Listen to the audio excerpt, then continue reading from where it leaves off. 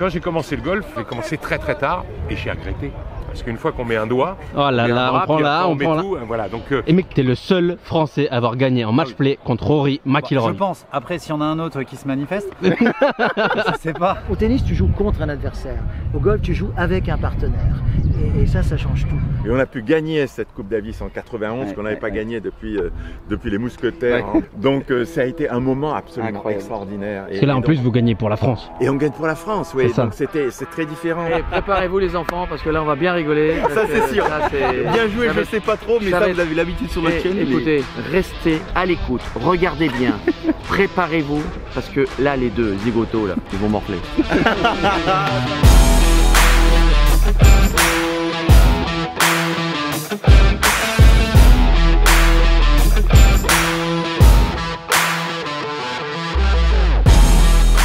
Bien le bonjour à tous, je crois que c'est la première intro que je fais avec un parapluie en main, mais bon, quand même stylé le parapluie. Aujourd'hui on se retrouve pour une vidéo au Kempferhof, je l'enlève, hop. On est ici pour une compétition organisée par Henri Lecomte et Mediarun, donc c'est le trophée des personnalités, tout simplement c'est sur 2 jours. On sera ici au Kempferhof le premier jour et le deuxième jour à la Vansono. Et on va tout simplement réaliser un scramble à 4, donc il y aura une personnalité par fly et 3 autres personnes invitées par les sponsors. Je vais essayer de vous présenter ça de la meilleure manière possible. Aujourd'hui ça va être un peu compliqué, vous le voyez il pleut, je vais voir comment ça se passe. Mais en tout cas demain Tom sera là. Et donc si Tom est là, on va essayer de filmer toute la partie du deuxième jour. Je vais vous présenter Henri Lecomte qui est génial. Il me fait déjà beaucoup trop rire. Donc en fait il y a un petit accueil juste ici. Allez on fait chaud, tout le monde en même temps. Qu'est-ce que je vous avais dit? Qu'est-ce que je vous avais dit?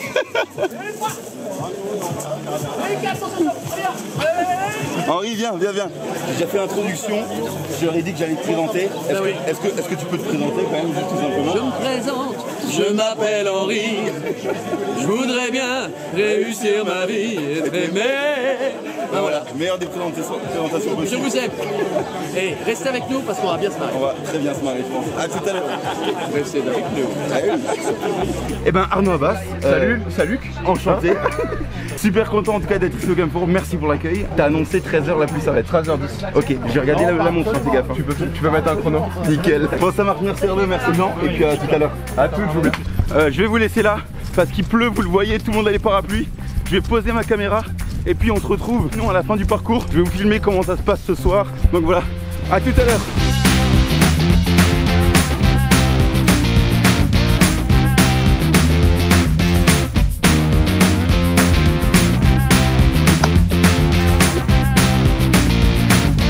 Dommage, bien joué quand même, une belle partie. Ça va super et toi? Bah moi ça va, j'ai l'impression d'être à Quimper ou à Douarnenez. Avec le chapeau? Ouais, avec le chapeau.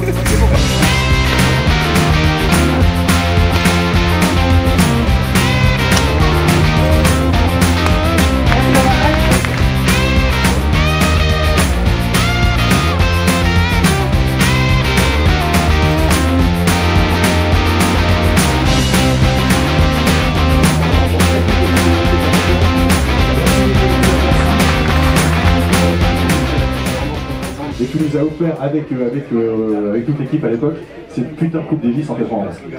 C'était il y a 30 ans, en fait les 30 ans de la Coupe Davis, bravo. On attendait cette victoire depuis 1932. La France a donc battu les États-Unis au terme d'une finale qui nous a réservé de grands moments de suspense mais également de grands moments d'émotion. Depuis 3h30, Yannick Noah ne tenait pas en place. Elle remporte le saladier d'argent. Borgé est à terre, Noah l'embrasse. Henri Lecomte pleure comme un gamin. Une émotion incroyable emplit le stade, la joie, le bonheur.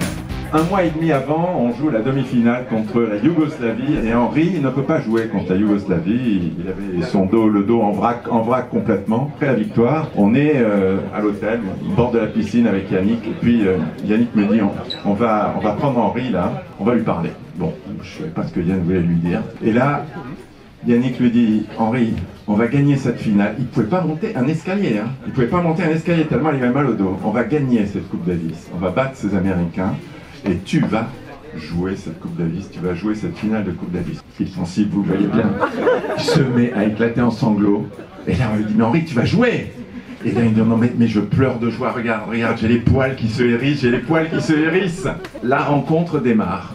Henri donc, ne joue pas le premier match, c'est Guy Forget qui joue le premier match contre Agassi qui était sa bête noire et il perd contre Agassi en 3-7. Et juste avant de rentrer dans le vestiaire, j'étais avec Guy et je dis à Guy, écoute, ne rentre pas la tête basse, garde la tête haute là pour rentrer dans le vestiaire. Il faut qu'Henri il rentre comme un avion à réaction. Et là, il ouvre la porte du vestiaire. Henri lui dit, mais oh, t'en fais pas. Dans 2 heures, on était un partout. 2 heures après, on était un partout. Et le lendemain, il a fait un double absolument extraordinaire. Et on a gagné cette rencontre. Mais je vous assure que c'était absolument un pari qu'a tenté Yannick Noah. Mais c'était un pari qui paraît fou, mais c'était un pari qui était réfléchi. Encore une fois, Henri, tu es fabuleux. Juste un mot petit.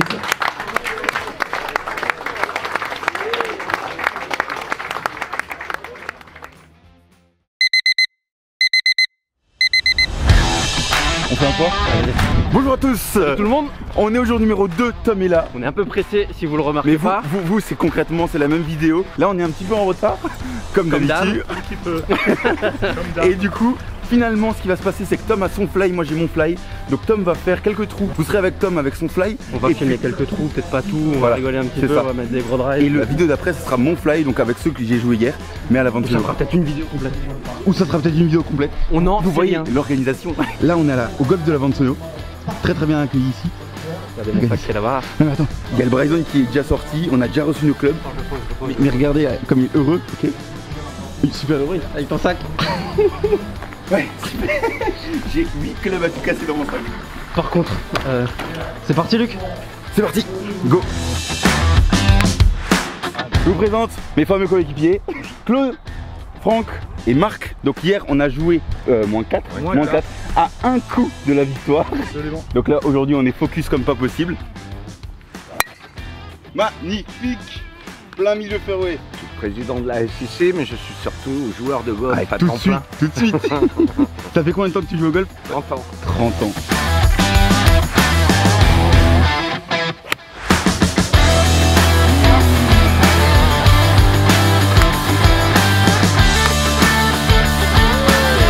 Vous avez vu Luc juste avant, c'est à mon tour maintenant avec mon équipe, je vais vous les présenter tout de suite. Je suis avec Paul, Hubert et Bertrand. Et là, vous le reconnaissez sûrement, je sais pas, Luc il t'a déjà filmé ou pas? Ah non. Donc non. On a Adrien. Salut. Et on a Julien de Eurogolf Strasbourg. Et là, vous arrivez au bon moment parce que concours de drive.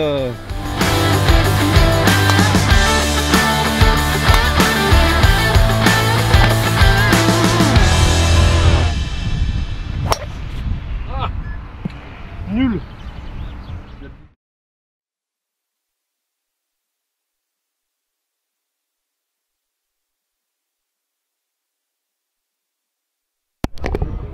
Ah mais je crois qu'il n'y a plus de batterie. Est-ce qu'on nous entend? Oui. Champion du monde. Là c'est vraiment champion du monde là. Et on était en train de vous dire que on est des champions du monde. Là c'est du gros champion du monde aujourd'hui. Mais pour s'excuser, donc on a fait quelques trous, vous allez peut-être voir un petit peu de golf, mais ça va pas vraiment être un vlog golf. Non. Ce qu'on va faire, c'est qu'on va aller discuter golf avec quelques personnes que vous reconnaîtrez à coup sûr. Et surtout, on refait la compétition là en septembre. Et là on vous promet, parce que c'était pas prévu aussi qu'on soit pas dans le même fly, etc. et tout. Voilà. Ça a été du gros Two Brothers organisation. Mais par contre, voilà, on va aller voir quelques personnes. On va aller boire quelques bières. On va aller boire quelques bières évidemment. C'est bon?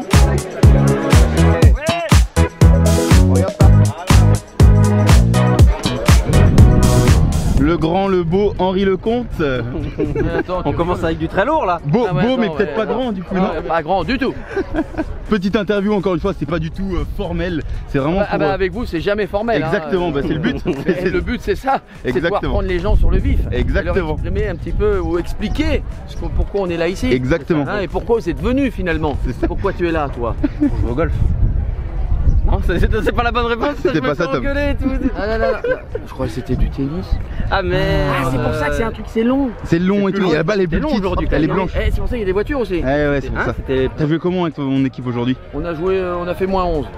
-11 en brut? J'y crois pas. Non, franchement. Non mais attends, je crois que j'ai entendu d'une autre oreille et je crois que c'est vrai. En brut.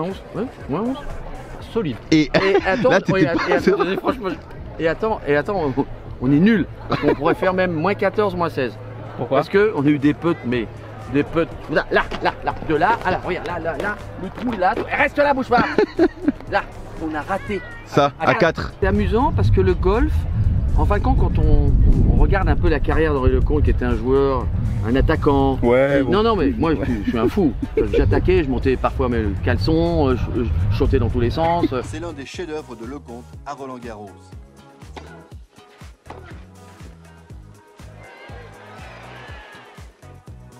Certains points sont quasiment irréels et le délire collectif est impressionnant, du jamais vu ou presque pour un match de tennis. Et au golf, le mec n'a rien à voir. La tranquillité. Je sais pas, il y a une espèce de puce que t'as mis dans le cerveau. Tu joues des fer 5 au départ ou quoi? Hop. Quand même pas. Non mais l'autre il m'insulte. L'autre dit tu prends du fer 5 du départ. Bon. Ouais, on drive quand même, tu vois. Mais je joue beaucoup plus serein. Parce que j'ai aussi beaucoup de problèmes de dos, ça c'est vrai. Et qu'aujourd'hui je retrouve un peu de souplesse. Donc je vais vraiment m'entraîner et j'espère que vous allez me donner 2-3 conseils. Parce que on peut faire, c'est quoi? Attention. Je l'engage. Que bon, ok, t'as ta chaîne YouTube. Moi j'ai la mienne. C'est vrai. En replay. Alors on va faire une chose. On va faire un petit échange. Dis-moi. On fait un truc au golf et moi je t'enseigne le tennis. Ça te va ou pas? Totalement. Oh ouais, là. Par contre, il y a du boulot là. Je te jure qu'il y a beaucoup de boulot avec lui. Au golf, il y a beaucoup de choses, mais au tennis, là, il y a énormément de choses. Mais je vais courir. Mais non, mais c'est parce que t'as pas le bon professeur. Exactement. Et promis, je vais. L'avantage avec moi, c'est que la balle, elle arrive dans la raquette. Tu vois, ah, mais même là, je te jure que même là, il va réussir à la. Mais en tout cas, merci à vous deux d'être venus pour ce bel événement. On a essayé d'organiser quelque chose de vraiment sympa. Tout le monde a des personnalités ici à Strasbourg avec Christophe Schall qui a vraiment fait un travail extraordinaire aussi parce qu'il connaît beaucoup de monde, top musique, il a fait vraiment un travail fantastique.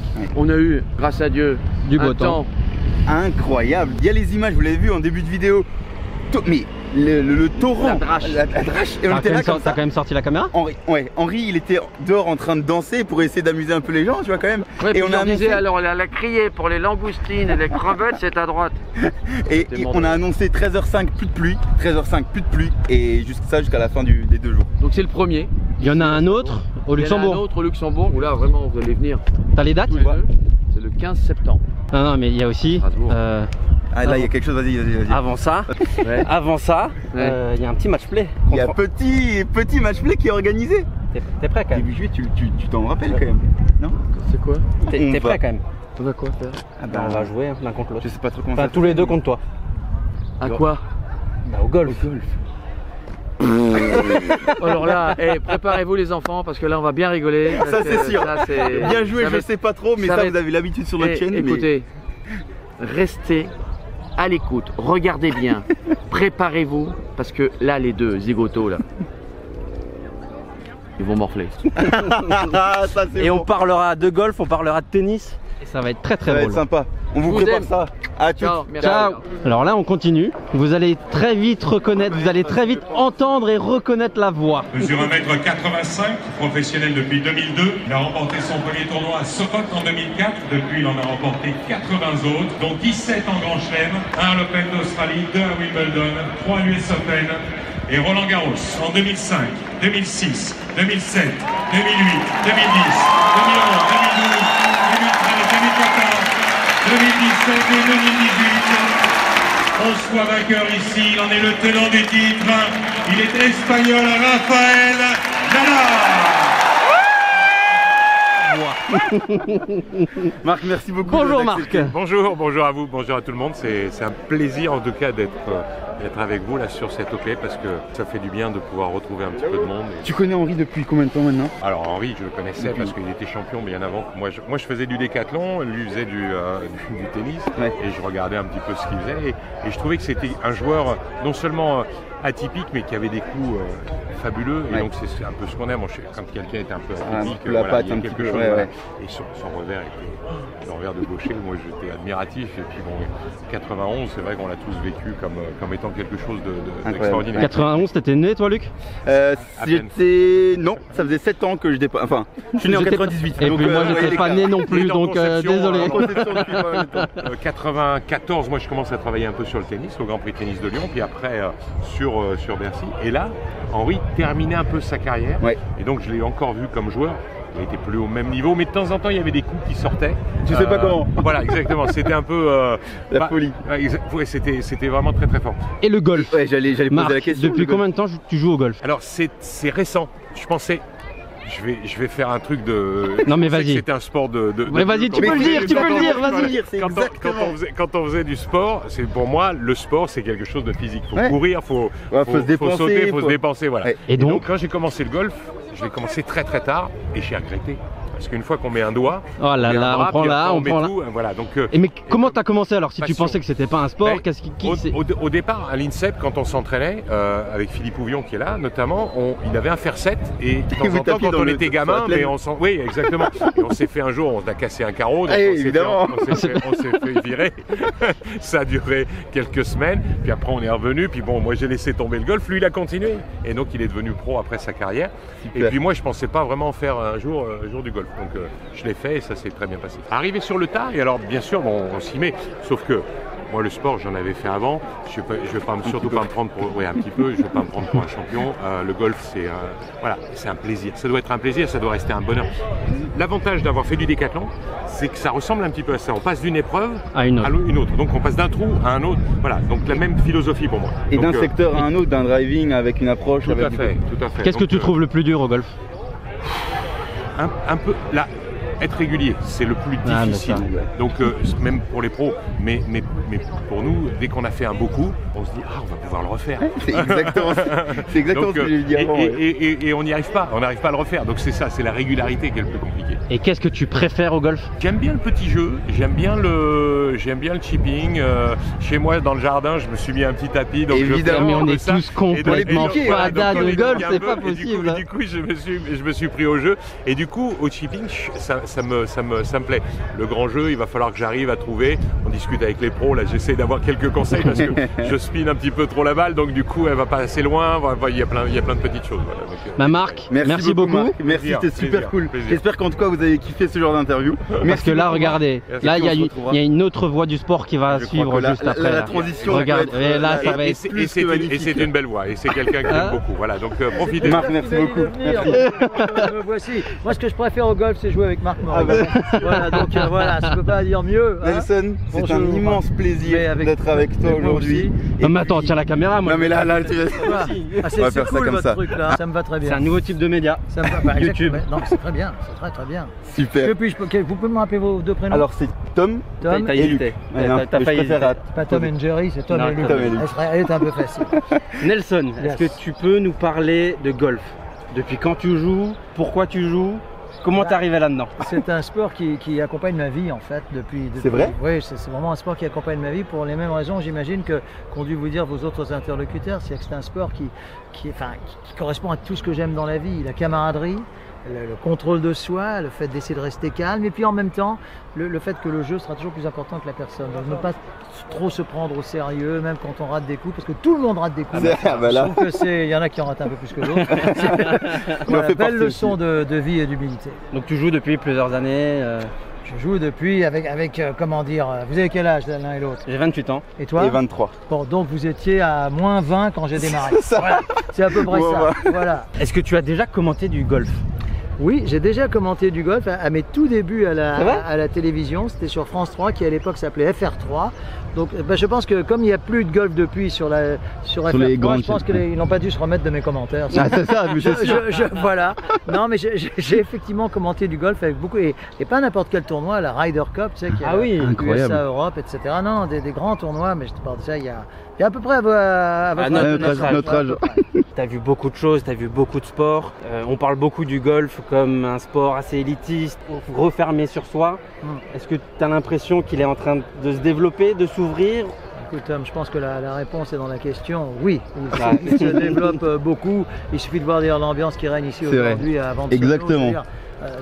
J'ai pas l'impression que ce soit tous des gens coincés, élitistes et snobs. J'ai même l'imprestion et la certitude inverse. C'est vrai. Donc c'est vrai qu'il y a, tu vois, et en plus quand on va regarder. Ça c'est génial. Salut. 8 ans, et ben voilà. On va mettre des gros drives. De 8 ans, c'est la plus belle réponse à ta question. Ça, c'est vrai, c'est vrai. Allez, on va finir avec une dernière question. Qu'est-ce que tu préfères au golf? La camaraderie. Je pense que c'est un sport qui enclenche une vraie camaraderie pour une raison simple. C'est qu'au tennis, qui est un sport que je connais un petit peu, s'il y a une trop grande différence de niveau, c'est juste pas possible. Alors qu'au golf, bon, jusqu'à un certain point, évidemment. L'archi débutant, non, mais quelqu'un qui et même un vrai débutant peut sur un trou, un coup, aussi bien qu'avec un joueur confirmé. Et ça, c'est assez, je crois même, c'est le seul sport que je connaisse pour ça. Et d'ailleurs, ces 2 jours de compétition que nous avons joué, en son illustration, il y a des joueurs remarquables, excellents comme moi. Évidemment, évidemment. Et oui, on t'a même pas posé la question. J'espère que vous avez vu le soupçon d'ironie qu'il y avait dans ce... On l'a entendu. Je joue 12 mettons de handicap par jour, mais aujourd'hui non. C'était un peu plus dur. Aujourd'hui j'ai 12 balles dans l'eau. J'exagère un peu mais pas loin. Donc au tennis tu joues contre un adversaire. Au golf tu joues avec un partenaire. Et ça change tout. Exactement. Nelson. Immense merci. Immense merci. Mes amis. On espère que cette petite interview aussi vous a plu.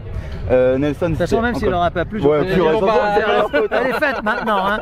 Mais j'espère aussi qu'elle vous a plu. Merci Nelson. Avec plaisir, à la mes prochaine. Amis. À bientôt. Ne changez rien. Merci beaucoup. Bon après-midi. Merci. Oui, t'as vraiment aucun charisme quand tu sautes. Attends, on va voir, c'est sûr qu'il a du charisme, c'est sûr. Ouais, non même pas. C'était nul. C'était nul. Ouais, c'était pas bien toi non plus. C'était pas ouf. Bon les amis, Romain, là on l'a en chair et en os. Vous l'avez déjà vu hier au Camp Furhof sur la présentation avec le drone et tout ça. On se connaît maintenant depuis seulement quelques mois, grâce à Laurent aussi. On voulait vraiment vous le présenter, donc est-ce que tu peux te représenter un petit peu pour tous les gens qui regardent ici cette vidéo? Donc déjà petite dédicace à Laurent. C'est vrai, merci Laurent. Petite dédicace à Laurent. Si on se connaît, c'est quand même grâce à lui. Exactement. Moi je suis golfeur professionnel depuis quand même pas mal d'années maintenant. J'ai joué pas mal de circuits un peu partout. J'ai joué aussi en Asie, j'ai joué en Europe, j'ai joué beaucoup de tournois. Et là maintenant j'ai une nouvelle activité qui est que je fais pas mal d'exhibitions à travers en vrai dans pas mal de pays. J'ai fait pas mal d'événements pour le tour européen aussi, pas trop mal. Question, je te balance des trucs un peu, mais t'es plus stressé départ du 1 d'un tournoi pro ou à un énorme show avec 300 personnes derrière où que tu dois réussir un trick? Alors le truc du show, pour être honnête, quand j'ai commencé c'était l'enfer. L'enfer. Mais pire qu'un drive du 1. J'arrivais pas à dormir, j'avais mal au ventre. Parce qu'en fait moi ça allait vite parce que j'ai mis une vidéo sur internet, sur YouTube, ma première vidéo en 2013. Le truc a cartonné, j'ai fait genre, je sais plus combien c'était, 500 000 vues assez vite. Et en fait c'est là où j'ai commencé à être invité. Le premier événement que j'ai fait c'est Champions Tour aux États-Unis. Donc en fait c'était même pas European Tour, c'était Champions Tour aux États-Unis. Les mecs m'invitaient et tout. Je suis arrivé là avec tous les mecs, les anciens, les Stadler, il y avait qui? Il y avait Couples, il y avait que des mecs comme ça. Ah ouais. Genre Langer. Et genre vas-y, allez. Je suis arrivé, ils m'ont dit vas-y jongle. Vas-y jongle. C'est le. Je me suis dit mais comment je vais faire quoi? Je pouvais pas dormir. Pour amuser la galerie, tu sais. T'as réussi? Ouais, j'ai réussi. Ah oui. J'ai un truc, j'ai toujours pu performer, donc ça c'est cool. Tu t'es jamais chié Non, en vrai, oui, mais des petits trucs, mais pour moi qui me paraissent chier, mais qu'au final, tu vois, dans ça le passe. truc, ça passe. Pas l'enfer. On pose la question. La vraie question là. Vas-y, prends. On a une question. Parce que ça, il n'y a pas beaucoup de monde qui le sait. Non, mais ça c'est. En vrai. Parce que. Moi j'ai totalement halluciné quand j'ai entendu ça. Parce que déjà, je savais même pas qu'il avait joué contre lui, et je ne savais même pas que c'était un truc aussi fou. Donc, tu peux nous réexpliquer, mais je crois que tu as joué contre Rory McIlroy en match play. Oui. Tu nous expliqueras un peu comment ça s'est passé. Et que tu es le seul à avoir gagné. Oui. Contre... Non, mais... Alors, seul à avoir gagné, en vrai, je sais pas. T'es le seul. Attends, on va répéter. T'es le seul Français à avoir gagné en match play contre Rory McIlroy. Je pense. Après, s'il y en a un autre qui se manifeste, je sais pas. Mais en vrai, moi, en tout cas de ma connaissance, je crois. Après, bon, Rory a perdu des matchs. Hein. Non, mais bien sûr, mais à l'époque, il était numéro 1 mondial. Attends, est-ce que c'était amateur, pro? C'était amateur. Il n'y avait pas un gars que t'allais suivre en fait. Ça existait pas. Juste parce que le gars avait 18 ans et c'était une énorme rosta. Il était numéro 1 mondial et c'était le boss. Quoi. Déjà à l'époque là, il était déjà au-dessus. Le mec était au-dessus quoi. Il gagnait tous les tournois. C'était genre il claquait des 66 dans des conditions dantesques. Enfin c'était le best. Putain, j'ai des frissons putain. Tiens, j'ai des frissons. Non, si, il était trop fort. Donc je me souviens très bien du briefing la veille au soir avec. Donc là tu sais que le lendemain tu joues Rory McIlroy. Voilà. Et je suis arrivé au trou numéro 1. Je me souviens très bien. Forcément les mains moites, je touche pas bien et tout départ du 1. Donc links écossais, 270 mètres, vent de la gauche un peu, des bouches tout à gauche comme ça. Il tape en premier, il fait petit push à droite mais sur le fairway, donc bien, mais à 40 mètres du trou. Moi je tape drive, elle sort forte à gauche et je vois qu'elle manque de monter sur le green, elle se met au bord du green, donc parfait. Et lui, je me souviens très bien, on arrive à 40 mètres, donc 50 mètres, les chips horribles quoi. Enfin, les chips sont super durs à jouer. Et là, j'entends, je te jure, j'entends le plus beau bruit de wedge de ma vie. Même moi, je pense que j'ai jamais touché. Enfin, moi, je l'ai jamais touché comme ça, je pense.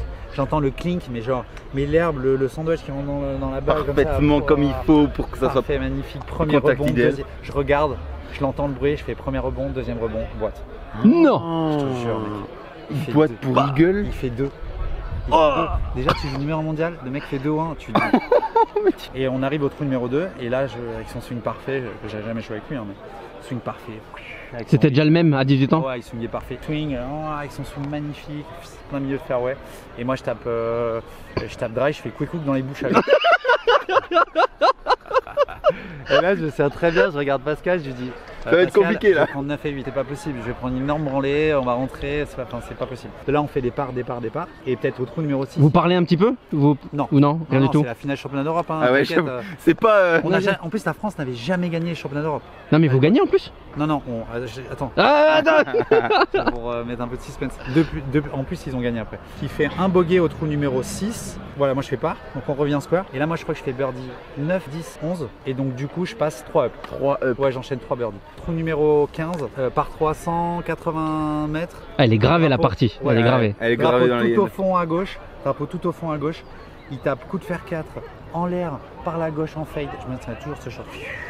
En plus, il joue le draw, quoi, tu vois. Il l'a fait vite, l'histoire quand même. Il raconte bien, il raconte très bien quand même. Il se met mes coups, mais parfait, quoi, à 2 mètres du trou. J'ai senti qu'en fait, il prenait l'ascendant. C'était le moment de mettre le bon shot.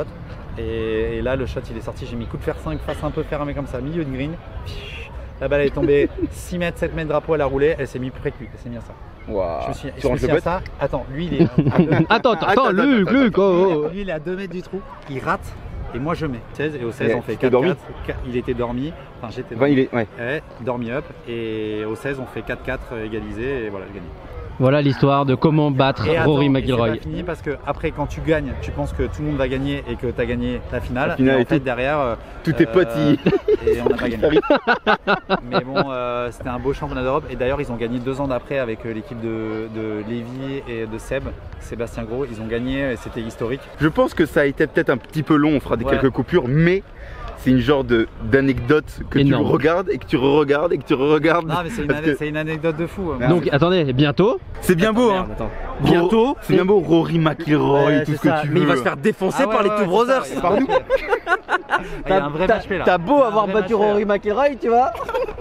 On va faire un petit scramble, on va trouver un moment quand évidemment il aura du temps, on descendra dans le sud-ouest avec Tom et on essaiera de se trouver un petit golf là-bas pour faire un scramble. Carrément. Comme on a l'habitude. On appelle ça le tout bro versus pro. On est tous les deux en scramble contre un pro. Putain mais j'ai déjà les mains moites quoi. Comme ça là, comme ça en train de trembler. Et après ta capone, ça va. Non ça va être cool. Ça va être cool. Merci beaucoup Romain. Ça marche. Et puis on se retrouve très rapidement en vidéo avec. Merci les gars. Merci les gars. Elle est sympa quand même cette Alpine là. J'y connais tellement rien en voiture moi. Elle est belle quoi. Bah, allez, oui, voilà. Le seul problème que j'ai, c'est si je monte là-dedans, je peux plus en ressortir.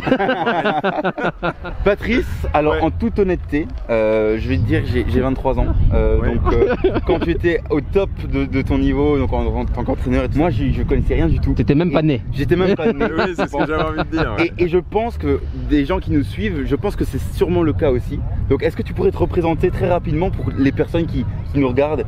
J'ai eu une carrière absolument incroyable parce que j'ai eu une chance fantastique de pouvoir entraîner des joueurs qui étaient des joueurs extrêmement doués. Le plus doué de tous, hein, celui que j'ai eu en premier, c'était Yannick Noah, bien sûr. Ouais. Moi, j'ai passé 11 années avec Yannick Noah qui a gagné plein de tournois, dont Roland Garros en 83.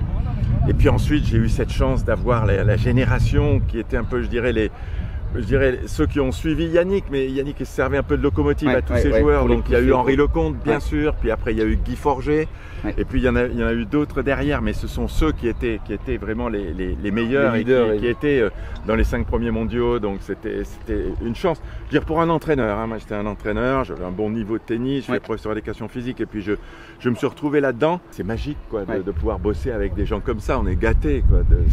Et c'était chacun avec une personnalité différente, hein, parce que Yannick n'a rien à voir avec Henri n'a rien à voir avec Guy, sont des personnalités différentes. La carrière d'un joueur, c'est 10-15 ans. Ouais. Et donc moi, ça a duré pendant 20-25 ans. Parce que tu as pu suivre plusieurs joueurs sur plusieurs années. Génial. Vous savez, ces joueurs se sont retrouvés autour de ce qui est peut-être le sommet, ce qui était le sommet du tennis, qui était la Coupe Davis. Et on a pu gagner cette Coupe Davis en 91, qu'on n'avait pas gagné depuis les Mousquetaires en 1932. Donc ça a été un moment absolument extraordinaire. Parce que là, en plus, vous gagnez pour la France. Et on gagne pour la France, oui. Donc c'est très différent, parce que moi j'ai eu cette chance que Yannick gagne Roland Garros. C'est un tout petit groupe quoi, avec Yannick. Et puis après, quand on gagne en Coupe Davis, c'est la France qui gagne. C'est la France qui gagne. Et c'est un monument pour le tennis, quoi, de gagner la Coupe Davis contre les Américains en France, à Lyon, qui était un truc absolument. Il y avait qui incroyable. en face chez les Américains? Chez les Américains, il y avait les 2 meilleurs joueurs du monde, c'était Agassi et Sampras. Ah ouais. Numéro 1, numéro 2. Là, t'étais pas né, mais tu les connais quand même. Oui, là, tu les connais. L'équipe numéro 1 en double, c'était Flax et Gouzeau. Personne ne nous donnait gagnant. Hein. Et là, ce qui a fait la différence, c'est que d'abord, on s'est préparé entre nous.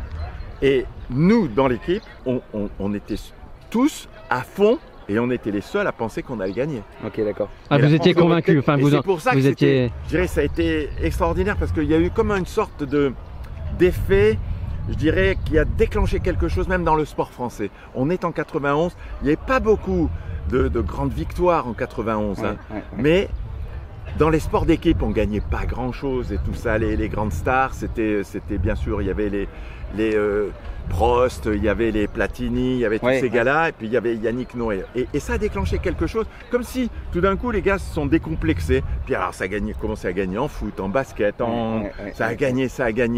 Je dis mais oui, les petits Français qui perdaient avant, ben maintenant ils sont en train de gagner. Et c'était, ça a été fou quand même. T'as aussi des petits frissons là? J'ai des petits frissons. Mais non, mais ça a été génial quoi. Ça a été un moment de bonheur intense, mais franchement c'était extraordinaire. Et vivre de l'intérieur ce qui se passe dans une équipe, pour un entraîneur, quand on voit les gars qui sont hyper motivés, qui n'ont pas de limite, qui s'entraînent mais comme des dingues et puis qui y croient.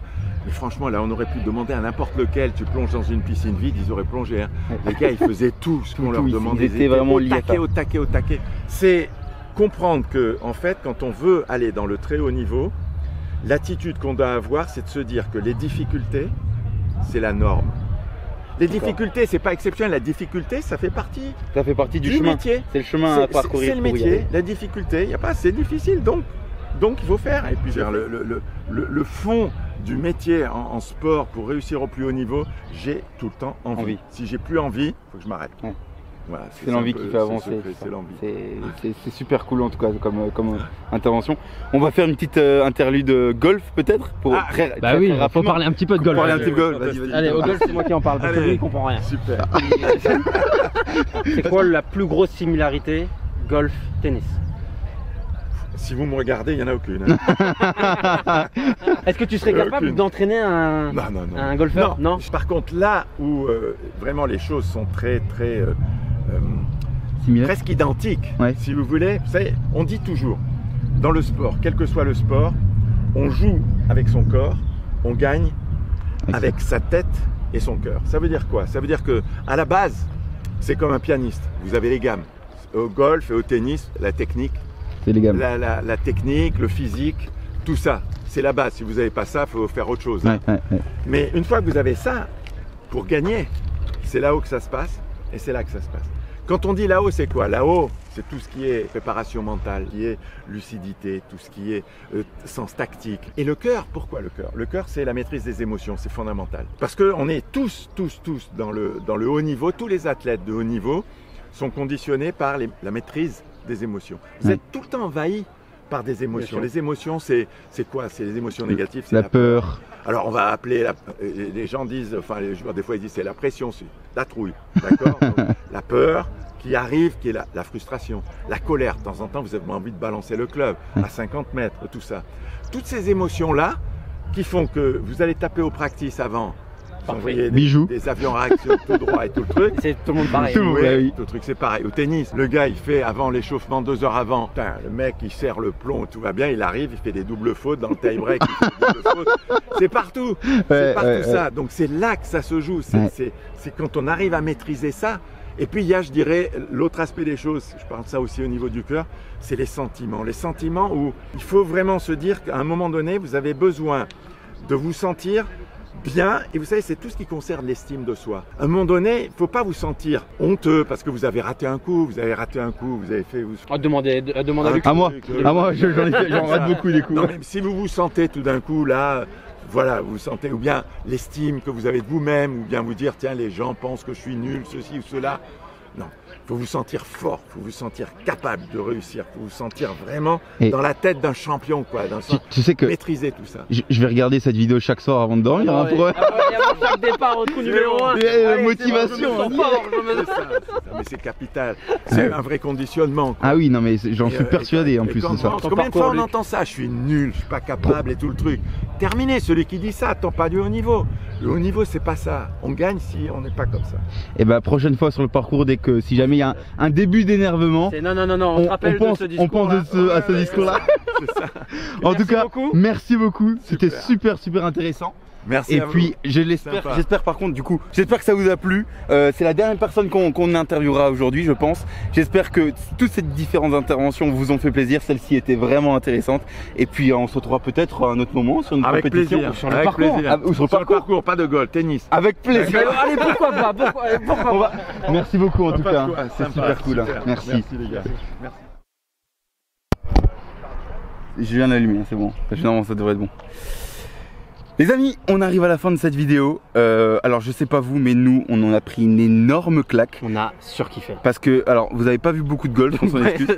Parce qu'il y a eu pas mal de soucis techniques. Mais par contre, les personnes qui ont parlé, qui ont gentiment accepté de parler pour vous expliquer de certaines leur sport, choses. du golf, de plein de choses comme ça. De vraiment partager leur expérience et même leur ressenti qu'ils ont sur le golf en ce moment et tout. Et ben on espère que ça vous a plu. Non mais et depuis 2 secondes. Franchement, non mais... on a pu discuter avec Nelson, Montfort, avec Patrick, des trucs, ils ont gagné la Coupe Davis, ils ont gagné, il y a des champions du monde. Là en parlant, j'ai des frissons aussi, hein, genre vraiment, c'est un truc de fou. On a beaucoup de chance d'avoir été invité ici. Merci beaucoup encore à Henri. Merci à Eurogolf. Merci à Eurogolf qui a aussi organisé ça. Et puis voilà, on espère que ça vous a plu. Si c'est le cas, le petit bouton j'aime, le petit bouton s'abonner, ça nous permettra encore de faire d'autres contenus comme ça. Pourquoi pas avec d'autres personnalités. On va sûrement faire le match play avec Henri. Ouais, ça va être vraiment cool. Donc voilà, on espère que vous kiffez. Nous on se remotive à fond pour balancer le max de vidéos, max de contenu et de la meilleure manière possible. Avec nos clubs, nos nouveaux clubs. Ça, vous l'avez vu là normalement. Ouais, normalement c'est bon, ils l'ont vu. Donc j'espère que vous êtes chaud patate parce que nous on l'est. Et voilà, on se retrouve dans une prochaine vidéo les gars. À très vite. Ciao. Ciao. Je vous remercie tous, je vous aime. Rendez-vous rapidement pour un nouvel événement, mais surtout on va essayer d'en créer beaucoup plus dans toute la France et peut-être ailleurs, on verra, mais avec plaisir. Et je vous aime. Merci. Merci.